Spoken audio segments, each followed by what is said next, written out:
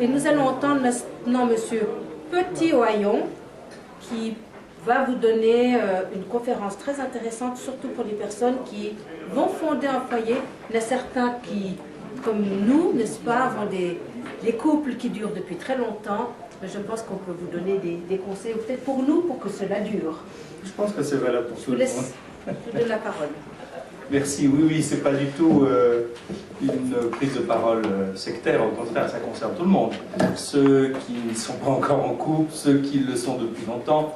Je pense que le fait de revenir sur cette notion-là, particulièrement aujourd'hui, c'est important.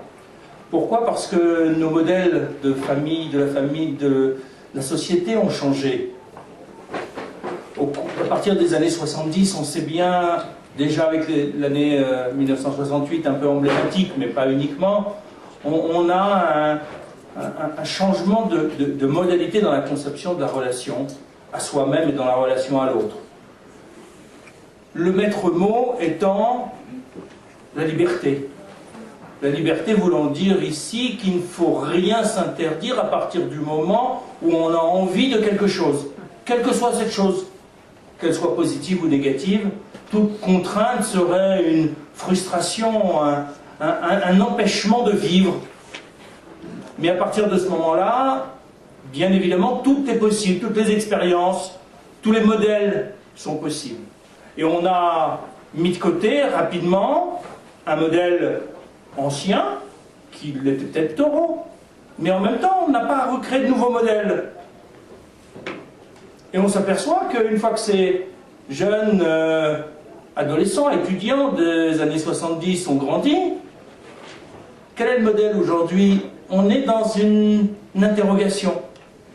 On le voit à travers les ouvrages. L'un des derniers ouvrages du philosophe Pascal Bruckner, qui lui-même était parmi ces jeunes des années 60 et 70, a intitulé son ouvrage « Le paradoxe amoureux ». Et il précise comment l'amour qui attache peut-il s'accommoder de la liberté qui sépare. Et pourtant, on veut les deux. On veut être attaché et on veut être libre. On veut être amoureux et complètement indépendant de cet amour et de l'autre. Dans la même veine, le sociologue François de Singly intitule son ouvrage « Libre ensemble », avec comme sous-titre « L'individualisme dans la vie commune ». Et il le dit, voilà, le paradoxe de l'individualisme contemporain conduit donc les adultes à rêver d'une vie qui cumule en même temps, et non pas successivement, comme c'était le cas auparavant, des moments de solitude et des moments de communauté, d'une vie qui autorise à être ensemble, tout en permettant à chacun d'être seul. Donc quel modèle? Comment le judaïsme, face à cette situation, cette ambiance occidentale, peut se positionner?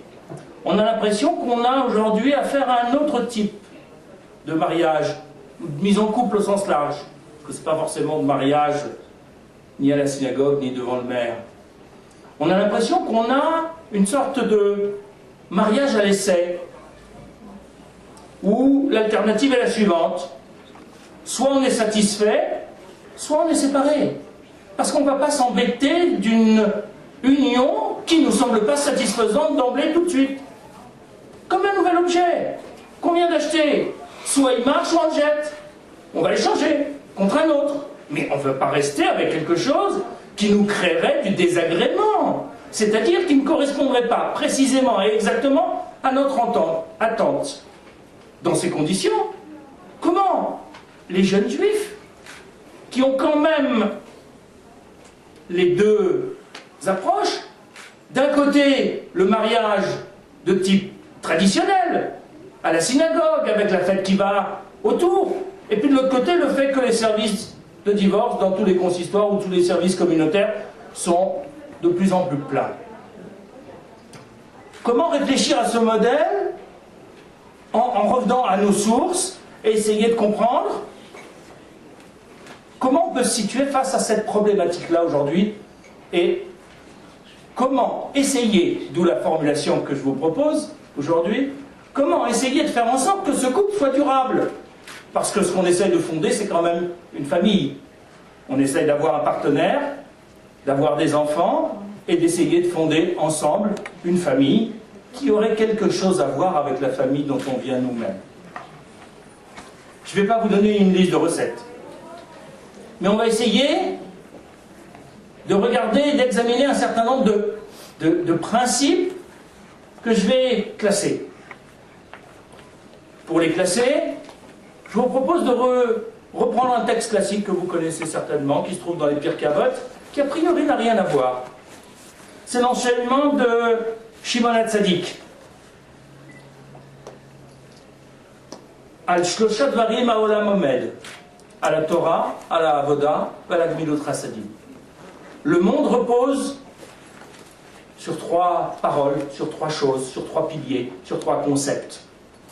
La Torah, la Avoda, on va traduire de manière classique pour l'instant le service du temple, et la Gmilut Chasadim, la bienfaisance, la charité, la tzedaka et tout ce qui va autour, tout ce qui fait partie de la générosité.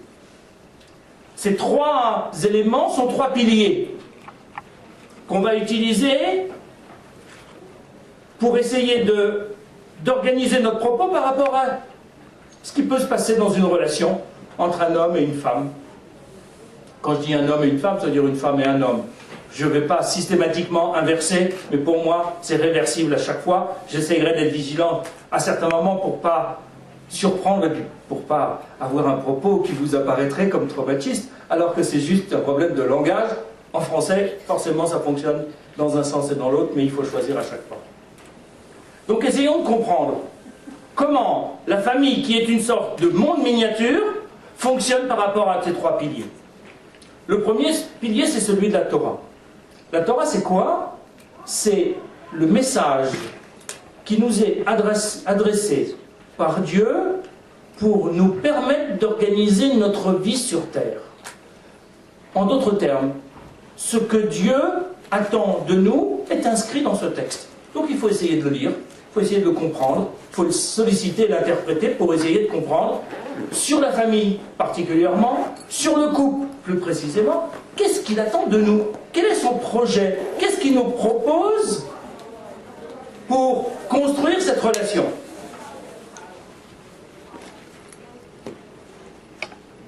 Le premier concept qui nous est donné, pratiquement chronologiquement dans le texte, c'est celui de la notion de couple. L'homme, avec un grand H, ce n'est pas l'homme masculin ni l'homme féminin, c'est le couple. C'est ce qu'il nous dit clairement dans les premières phrases. Vayivra Elokim et Adam betzalmo, betzelem Elokim bara oto, zachar ou nekava bara otam. Dieu a créé un Adam, l'homme, par excellence, avec le He qui le distingue, betzalmo à son image, betzelem Elokim bara oto, il l'a créé à son image, Oto, lui, au singulier. Zachar ou nekeva bara otam, masculin et féminin, il les créa. On vient nous dire clairement, l'entité homme, c'est le couple. Ce n'est ni le masculin et le féminin qui arrive presque par hasard après, c'est les deux ensemble, comme étant une seule entité. Et ce n'est pas par hasard si Adam, en valeur numérique, ça vaut 50, c'est-à-dire la même chose que mi, celui qui est sujet, celui qui est l'être. Mi, c'est qui, par opposition à ma, c'est quoi, et ma, c'est lorsqu'on a enlevé le He de Adam, on a enlevé la valeur 5, et on retombe sur 45. Donc on vient nous dire, l'unité principale de l'humanité, c'est le couple. Sous-entendu, comprenez que si vous êtes un homme, vous n'êtes que la moitié de cette unité. Si vous êtes une femme, vous n'êtes que la moitié d'une unité. Le Midrash, les kabbalistes, la Gemara nous parle d'un être androgyne. Plus précisément, un être avec double face, dos à dos.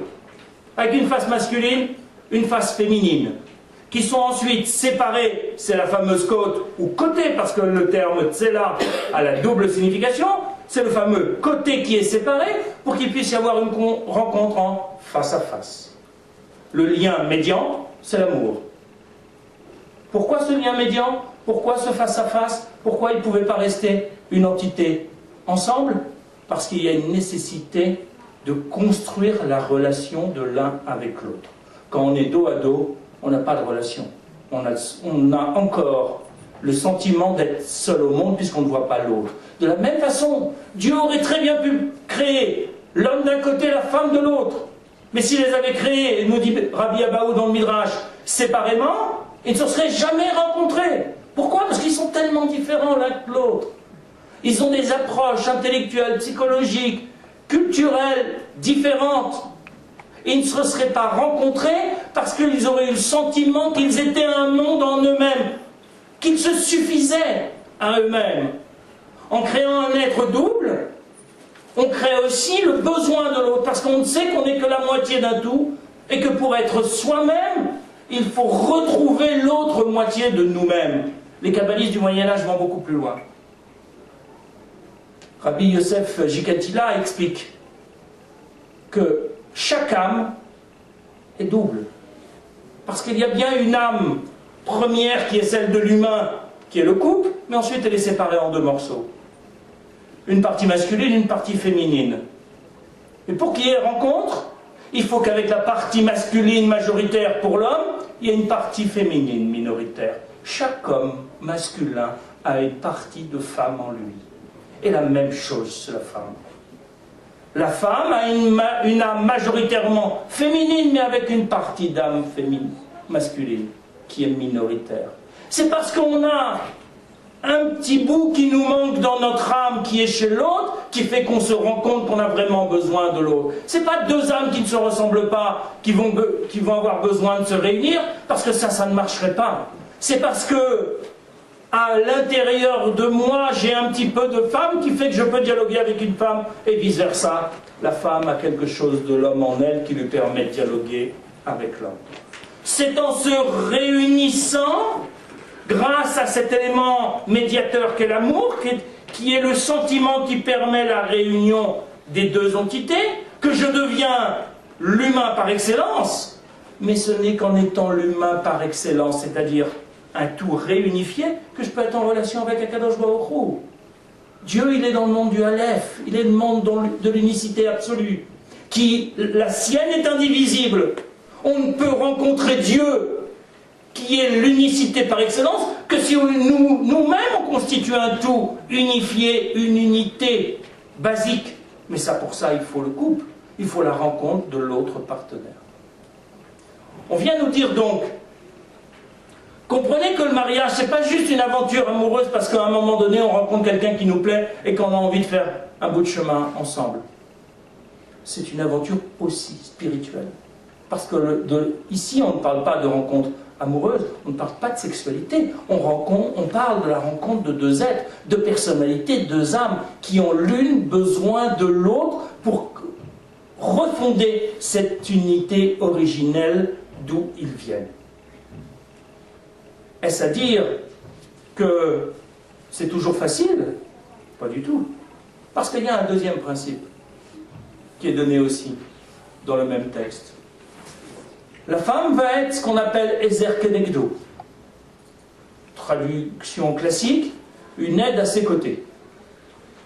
Donc, rôle tout à fait positif pour l'homme, qui a besoin d'une adjointe pour pouvoir compléter sa fonction, n'est-ce pas? Pas du tout. Là aussi, c'est inversible. Qu'est-ce qui se passe? À quel moment je vais pouvoir rencontrer l'autre, c'est-à-dire être en mesure d'aller vers l'être que je dois devenir?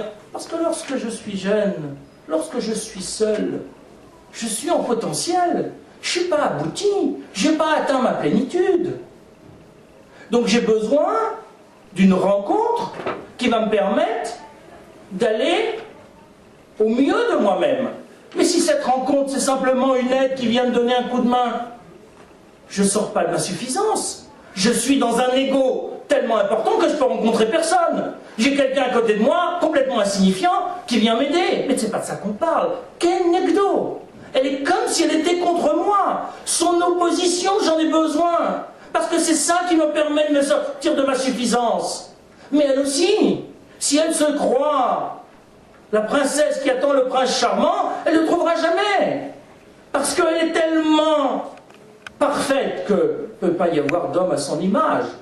Si elle comprend qu'elle est en devenir et qu'elle a besoin d'un prince, c'est-à-dire d'un partenaire qui lui permet de sortir de sa torpeur et de son sommeil, comme la belle au bois dormant, à ce moment-là, elle va se réveiller. À ce moment-là, elle va aller au mieux d'elle-même. Elle va être, grâce à la rencontre, susceptible de s'épanouir. L'épanouissement, c'est sortir de la position narcissique confortable en rencontrant l'autre pour s'améliorer. Parce que l'autre, justement, elle vient dire, elle vient penser autrement que moi. Mais comme je l'aime, alors je l'écoute. Je suis dans une relation où je peux l'entendre parce qu'il y a un attachement affectif et que je sais que même lorsqu'elle est contre moi, elle est pour moi. Elle n'est pas contre moi pour m'embêter, elle n'est pas contre moi pour me vouloir du mal ou me faire quelque chose de négatif. Elle est là pour me permettre de sortir de ma suffisance et de progresser. Parce que ce n'est que s'il y a vraie rencontre qu'il y a progression. Et là, on a le troisième élément. On est toujours dans le premier pilier de la Torah. Le troisième élément, c'est... Là aussi, le texte nous le dit clairement. Relisons-le simplement. Vayomer Adam, Zot apa'am, etzem me'atzamai. Adam dit, l'homme dit, celle-ci pour cette fois-ci est un os de mes os. Ubassar mipsari, pardon. Et une chair de ma chair. La Zot vayikra Isha ki me ish lukacha Zot. Et elle va s'appeler Isha parce qu'elle a été prise de Ish. De quoi on parle? On parle de Adam. Il s'appelle Adam. Elle va s'appeler Chava un peu plus loin dans le texte. Donc pourquoi c'est pas Adam qui rencontre Chava? Pourquoi c'est Ish qui rencontre Isha, un homme qui rencontre une femme? Non, c'est Adam et Chava. C'est le premier couple de l'humanité. C'est le premier couple symbolique. Mais si vous regardez bien, Adam et Chava, ils n'ont rien en commun. Adam, il est de son côté, Chava, elle est du sien. Deux êtres.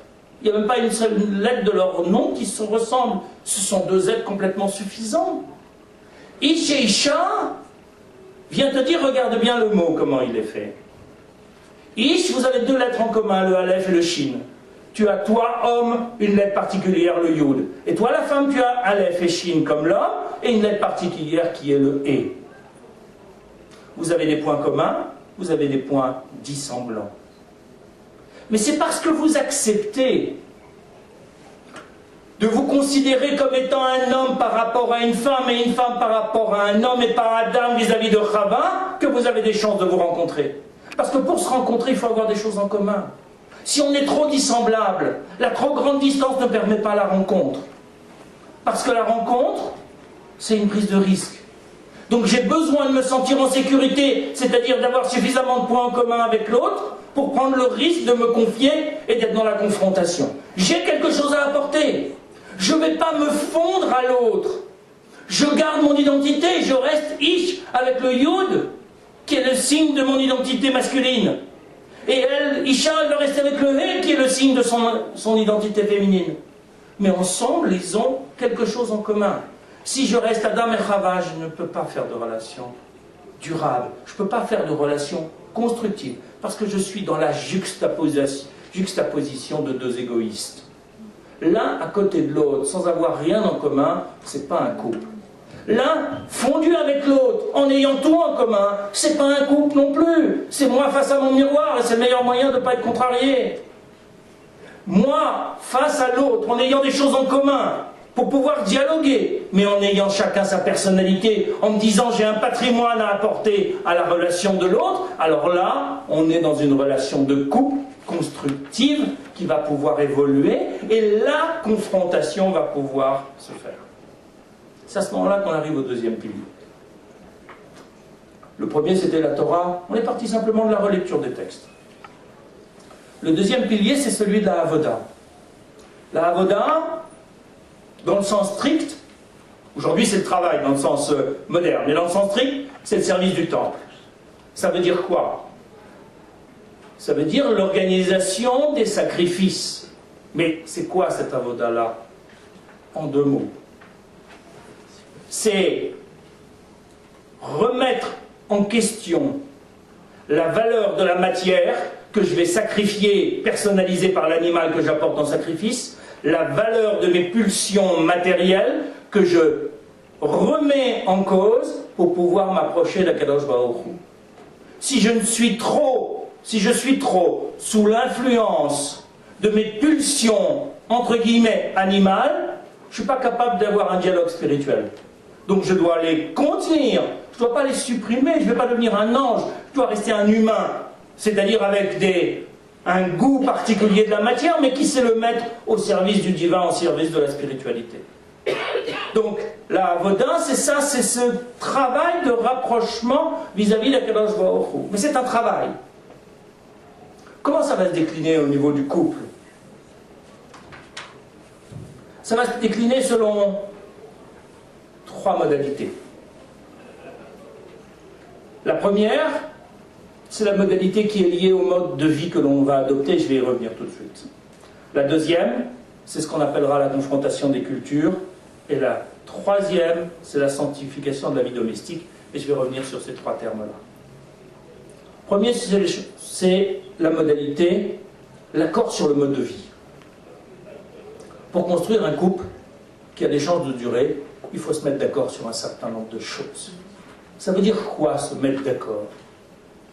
Ça veut dire décider ensemble de ce qui sera notre patrimoine commun. Pas l'un sous l'influence de l'autre, pas l'un sous la domination de l'autre, mais l'un avec l'autre, disant, ça peut-être je ne le fais pas, mais j'ai envie de le faire. Pas parce que tu me le demandes. Parce qu'à la première dispute, je t'enverrai ça à la figure de toute façon. Mais parce que j'y crois, parce que je crois que c'est important. C'est-à-dire décider d'un mode de fonctionnement, au niveau de la vie juive notamment, qui soit partagé. On ne va pas, toi tu manges cachère, moi je ne mange pas de cachère. Mais comment on fait? Tant qu'il n'y a pas les enfants, on vit chacun notre vie, soi-disant.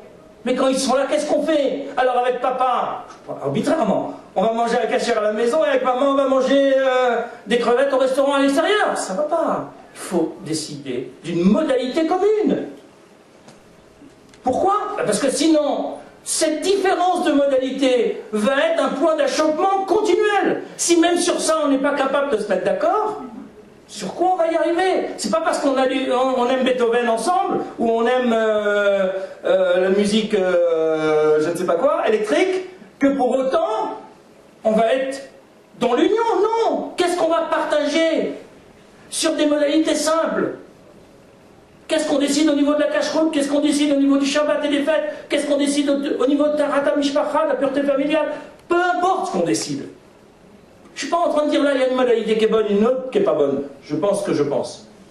Mais je dis que dans un couple, il faut décider d'un point de départ. Quel que soit le point de départ, même s'il est très bas, mais il faut décider d'un point de départ. Parce qu'après, on va progresser ensemble. On va évoluer.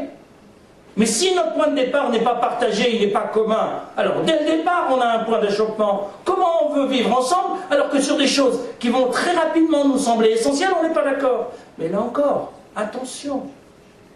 Pas dans la contrainte.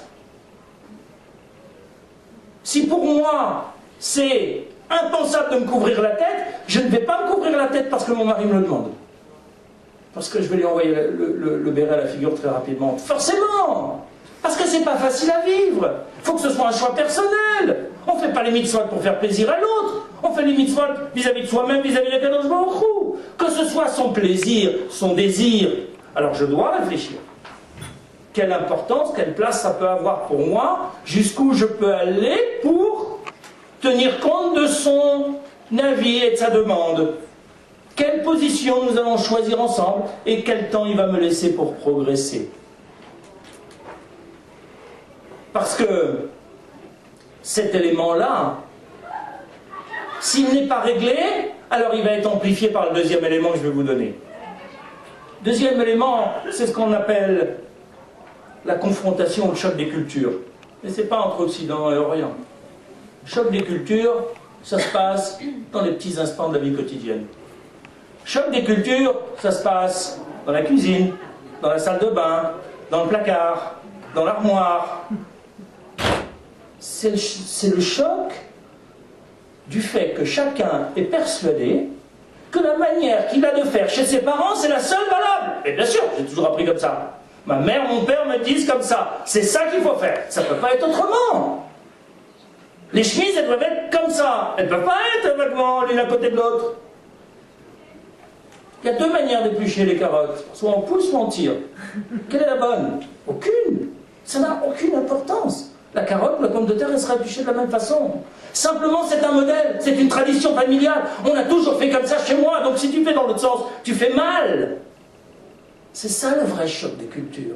Et si on n'a pas réglé les problèmes beaucoup plus importants, qui sont ceux du partage de la vie religieuse et de la vie juive, et des valeurs morales et éducatives, alors c'est là-dessus que ça va prendre une ampleur phénoménale. Parce que ça, il va falloir s'habituer.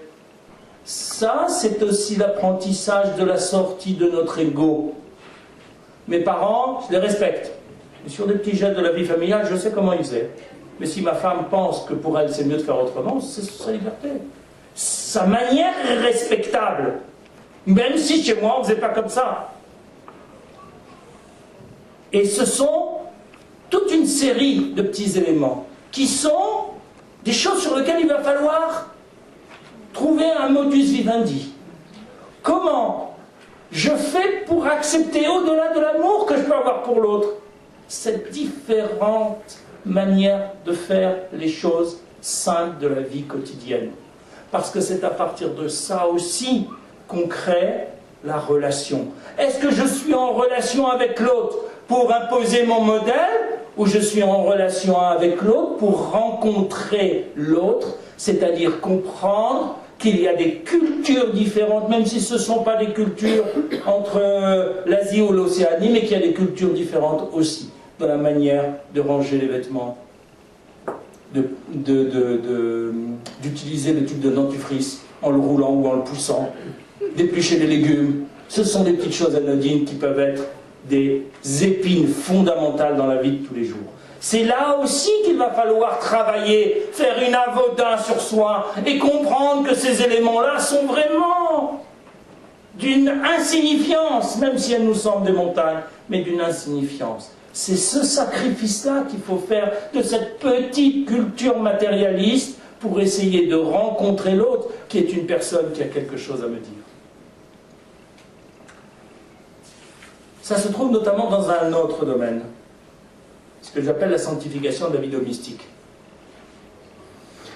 La sanctification de la vie domestique, c'est la tendance que l'on a à considérer que dans la vie de tous les jours, il y a des tâches nobles et des tâches subalternes. Évidemment, c'est pas moi, l'homme le plus important de la famille, qui vais faire les tâches subalternes. C'est forcément l'autre. C'est quoi cette tâche subalterne? Apparente. C'est le ménage, c'est la cuisine, c'est sortir la poubelle, c'est passer le balai. Oui. Et les tâches nobles? Le travail, bien sûr. L'étude, par excellence. C'est pas moi qui vais vous dire que l'étude, c'est pas important. Et là aussi, comprenons les choses jusqu'au bout. Que nous disent toujours les Pirkei Avot. Shimon ben Gamliel, Lo amidrash ou aikar, ella amaase. Comment on appelle le fait de passer la serpillière le jeudi soir? On appelle ça la mitzvah de préparation de Shabbat. Ce n'est pas une tâche subalterne. Au contraire, tous les hommes qui étudient, ils devraient enlever le balai à leurs femmes pour pouvoir passer eux la serpillière, parce que ce serait quand même dommage d'être privés de cette mitzvah-là. Ils ne sauront peut-être pas faire la cuisine, alors vaut peut-être mieux faire des choses utiles mais aussi fondamentale, parce que ça fait aussi partie de la mitzvah de préparer la maison pour Shabbat. Parce que vous imaginez, le vendredi soir, quand on rentre à la maison, tous en tenue de Shabbat, et d'arriver et de voir le sol noir. Pas possible, pas Kabbalah Shabbat. Ça ne fait pas partie de la fête. Alors il faut bien que quelqu'un passe cette fichue serpillière. À 11h du soir, si possible, le jeudi, parce que sinon, il n'y a pas de mérite de la mitzvah. On est trop en forme. C'est aussi considérer que la vie quotidienne dans la famille, ça fait partie aussi d'un certain nombre de mitzvot, et qu'il faut sanctifier ces activités qui peuvent sembler complètement anecdotiques, voire basses, pour en faire quelque chose qui a un sens. Alors bien sûr, il y a des spécialités. Certains feront mieux la cuisine, d'autres feront mieux le ménage. Mais si l'homme ne sait pas cuisiner, il sait faire la vaisselle. Il n'y a pas de problème pour ça. Même si on a la vaisselle, il faut le remplir, il faut le vider. Ce sont des tâches qui font partie de la préparation du Shabbat. Ça fait partie aussi des choses qu'on partage en commun pour que notre foyer soit dans la Kdusha et soit dans la fête tous ensemble. Mais si je considère l'autre, mon partenaire, comme ma femme de ménage, ou comme mon boy qui est juste bon à descendre la poubelle, parce que de toute façon il sait rien faire d'autre, parce que ça marche aussi dans l'autre sens, il ne faut pas non plus que la femme cantonne l'homme dans des tâches qui sont dites nobles parce que soi-disant il n'est pas capable de le faire le reste. Non, c'est un partage de l'organisation globale. C'est un travail que l'on doit faire, parce que ce n'est pas facile, et qu'il y a des moments où il faut comprendre la place que l'on a à prendre dans ce foyer, dans ce couple, dans ce ménage, pour construire l'ensemble. Et je peux vous dire que si les enfants voient ces tâches accomplies non pas avec une mine éteinte, mais avec joie, être réalisées, alors ça prend de la valeur aussi. Tiens, on se dit, bon, on peut faire des choses aussi joyeusement, parce qu'on a le sentiment de faire quelque chose d'utile, même si c'est répétitif. C'est utile au moment où on en aura besoin. La troisième sphère, c'est la sphère de Gmilot Hasadim. C'est la sphère de la bienfaisance. C'est quoi la bienfaisance? C'est essayer de faire en sorte que son action fasse du bien à l'autre. C'est se préoccuper du besoin de l'autre. Qu'il soit matériel, qu'il soit humain, la visite aux malades, les dons aux pauvres, ou même qu'il soit complètement sans retour, comme à l'extrême le fait de s'occuper des personnes décédées. C'est sous toute cette sphère-là. Or, n'oublions pas que dans notre monde en miniature qui est le couple, ces éléments sont aussi indispensables. Ils font partie de notre construction du monde si on veut que notre monde soit stable. Alors ça va se décliner de manière un peu différente. Ça va d'abord se décliner par une notion fondamentale dans un couple. J'ai l'impression de dire une banalité, mais il faut le dire quand même. Du respect de l'autre. Quand on a dit ça, on a l'impression d'avoir tout dit, mais on n'a rien dit du tout. Parce qu'il faut le décliner. C'est quoi respecter l'autre? C'est respecter son être, respecter sa parole, respecter l'image qu'elle a d'elle-même. Du coup, on balaye les insultes, les paroles blessantes. Je ne parle même pas des coups, j'imagine pas. Mais incluons, il faut quand même les inclure, on ne sait jamais. C'est le fait de porter atteinte à un moment ou à un autre à la dignité de notre partenaire. C'est pas si loin de la vie quotidienne. Parce que quand on se dispute, et on se dispute forcément à un moment donné, parce qu'on l'a vu, ça fait partie de la confrontation des cultures. La dispute n'est pas négative. Si on arrive à en sortir et si on arrive à comprendre pourquoi on a dérapé, la dispute peut être positive, peut être un moyen de faire un pas en avant. Mais la dispute ne doit pas être un dérapage. Ne doit pas être l'occasion d'humilier l'autre. On dit qu'on l'aime, mais en même temps on l'humilie, on l'insulte. Pourquoi? Parce qu'on s'est emporté. Mais c'est quoi ça? Emporter, c'est respecter. Mais quand je m'emporte, je considère que je suis le seul monde valable qui existe, et que l'autre, c'est de l'insignifiance. Et après, on va lui dire, excuse-moi, ma chérie, j'ai dit une parole blessante, mais je ne la pensais pas. C'est pas sérieux.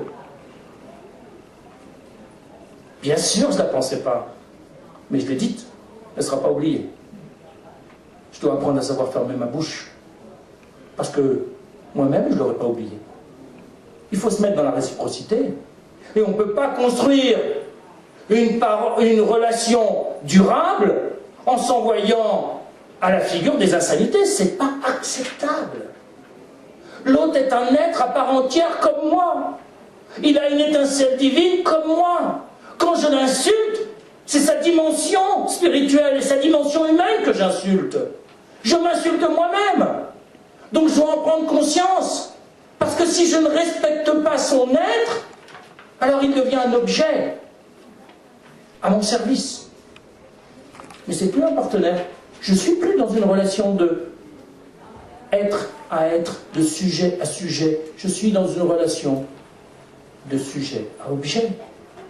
Et là vient la deuxième notion, qui est la deuxième phase de ce même concept.